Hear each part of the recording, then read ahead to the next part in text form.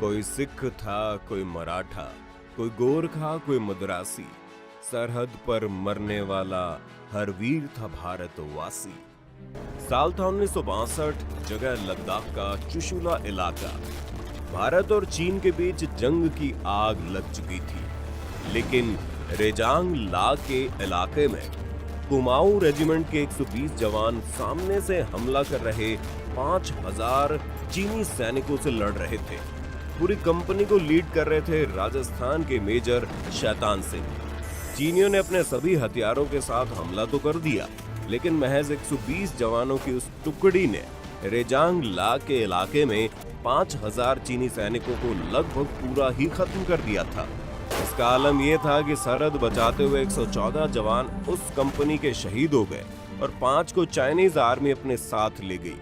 लेकिन एक तरह से भारत ने उस इलाके को अपने कंट्रोल में ले लिया, जिसे उस युद्ध में भारत की एक बड़ी जीत कही जाती है। अब यहाँ सबसे रोचक बात यह है कि 120 सैनिक वो जो 5000 सैनिकों पर भारी पड़े थे, वो सारे के सारे अहीर कंपनी के थे।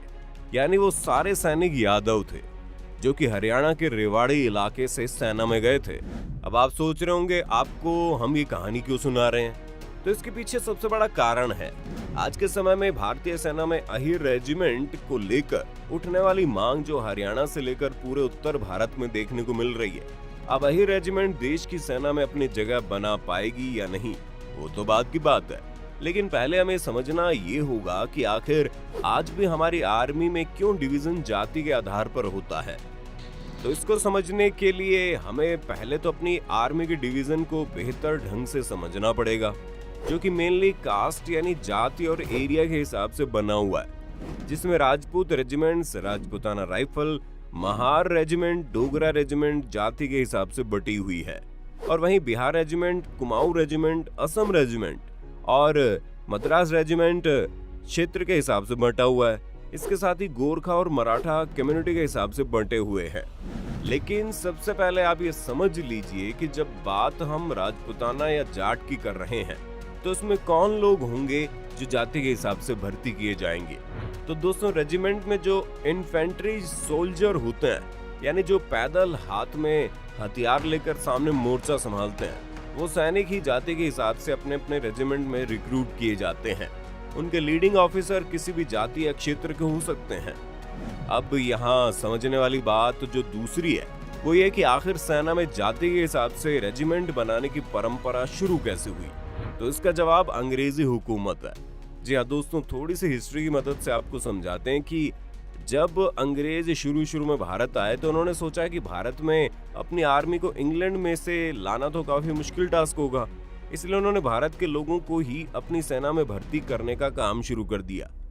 चूंकि शुरू में अंग्रेज भारत के सिर्फ कुछ हिस्सों में थे, जिनमें मद्रास, बॉम्बे और बंगाल के इलाके आते थे, लेकिन उनकी आर्मी में भी यहीं के लोग भर्ती किए जाते थे। इसी तरह अंग्रेजों का काम चल रहा था। लेकिन जैसे ही साल 1857 की क्रांति शुरू होती है, वैसे अंग्रेज देखते हैं कि बंगाल के लोग इस क्रांति में ज्यादा विरोध कर रहे हैं, और वहीं की आर्मी अंग्रेजों के खिलाफ हो गई है। क्रांति को किसी तरीके से दबाने के बाद अंग्रेजों के दिमाग में ये बात तय हो गई कि अब सिर्फ कुछ ही इलाकों में आर्मी में भर्ती नहीं की जा सकती, क्योंकि आगे फिर से अगर कोई विद्रोह होता है तो उसकी काउंटर के लिए हमारे पास आर्मी में और लोग होने चाहिए जो उनसे लड़ सकें। इसलिए अंग्रेजों ने बंगाल, मद्रास और बॉम्बे के लोगों का आर्मी में रिक्रूटमेंट लगभग बंद करा दिया। इसके साथ उन्होंने ये भी देखा कि 1857 की क्रांति में जिन जिन लोगों ने अंग्रेजों की मदद की है, उन्होंने उन्हीं के इलाके के लोगों को अपनी सेना में भर्ती करना शुरू कर दिया। जैसे नेपाल के गोरखा, पंजाब के जाट, राजपूताना, डोगरा राजस्थान के राजपूत, इन सारे लोगों ने 1857 की क्रांति में अंग्रेजों की मदद की थी। इसके अलावा अंग्रेजों ने इस पॉलिसी को और बेहतर बनाने के लिए जोनाथन पील कमीशन का गठन किया। इस कमीशन का मेन काम यही था कि ये भारत में आइडेंटिफाई कर पाए कि भारत में कौन से लोग या कौन सी जातियां मार्शल हैं और कौन सी नॉन मार्शल। अब आप कहेंगे मार्शल और नॉन मार्शल क्या है भाई? तो आपको बता दें, किक मार्शल जातियां उन्हें कहा गया जिनके पूर्वज या जिनके खून में लड़ाई और युद्ध का अच्छा खासा इतिहास था, और नॉन मार्शल उन्हें कहा गया जो लड़ाई और झगड़े से खुद को दूर रखते थे या जिनमें लड़ने का साहस नहीं था। ये पूरी नीति अंग्रेजों की थी और उन्हें यही लगता था कि लड़ने का साहस किसी एक व्यक्ति में नहीं बल्कि एक जातिगत समूह में होता है। इसीलिए उन्होंने अपने कमीशन के आधार पर तय किया कि राजपूत, गोरखा, सिख, डोगरा, पठान, बलूची ये सब लोग मार्शल कम्युनिटी में आते हैं। इसलिए इन लोगों के नाम का रेजिमेंट सेना में बना दिया गया और तब से जातिगत रेजिमेंट अंग्रेजी सेना के हिस्से बने रहे। आजादी के बाद भी 1947 में देश को अंग्रेजों से मुक्त जो आर्मी मिली थी उनमें ये सारे रेजिमेंट पहले से ही मौजूद थे। लेकिन जब भारत का कानून और संविधान बन रहा था तो उन जातिगत रेजिमेंट में कोई बदलाव नहीं किया गया।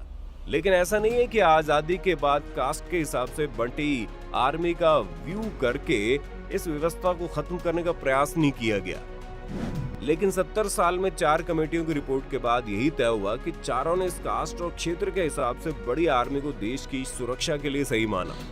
लेकिन अब सवाल यहाँ आता है कि आखिर इस कमेटी ने आर्मी के ऐसे बंटवारे को सही कैसे माना।